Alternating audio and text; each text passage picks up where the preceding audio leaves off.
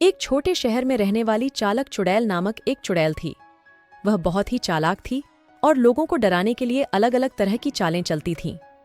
एक दिन चालक चुड़ैल को एक बच्चा दिखाई दिया। उसका नाम रोहन था। वो अपने दोस्त के घर जा रहा था।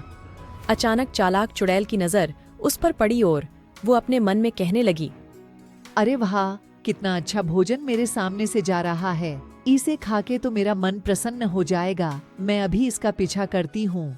इतना कहकर वो चुड़ैल रोहन के पीछे चली गई। रोहन जब उसके दोस्त के गांव आ गया तब वो पूरी तरह थक चुका था।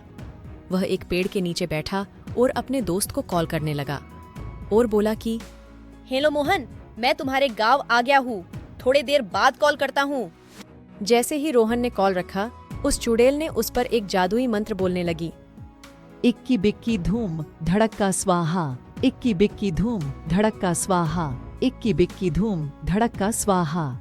चुड़ैल के इतना कहते ही रोहन बेहोश हो गया और ऊपर नीचे गिरने लगा। और जैसे ही रोहन को होश आया, वो पूरी तरह उस चुड़ैल के वश में हो चुका था। उसे कुछ समझ नहीं आ रहा था। रोहन इधर उधर भागने लगा और चुड़ैल उसका पीछा करने लगी। जैसे ही उसे पकड़ा और उसका भोजन कर लिया, मोहन के घरवाले बहुत चिंतित हो रहे थे। बहुत दिनों से मोहन घर नहीं आया था। उसी दिन मोहन की बहन उसके सहेली के गांव में आई थी। जैसे ही उसने देखा कि मोहन गायब है, वो उस चुड़ैल के पास गई और उसने कहा, देखो चालाक चुड़ैल, मुझे पता है मेरे भाई को तुमने ही गायब किया है। मुझे मेरा भाई चाहिए, नहीं तो मैं तुम्हें मार दूंगी।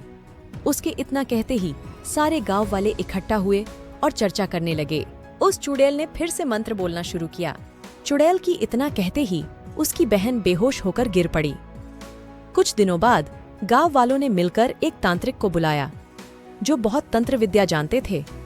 तांत्रिक बाबा ने गांव वालों के साथ मिलकर एक प्लान बनाया। तांत्रिक बाबा ने फिर एक बार एक छोटे बच्चे को उसी रास्ते से भेजा और उसे देखते ही चुड़ैल के मुंह में पानी आ गया।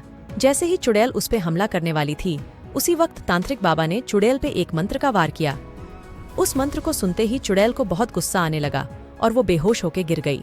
तांत्रिक बाबा ने उसे एक खंजर के रूप में तब्दील कर दिया और गांव वालों से कहा कि इसे किसी नदी के किनारे फेंक आओ, जिससे इस चुड़ैल की मृत्यु हो जाएगी।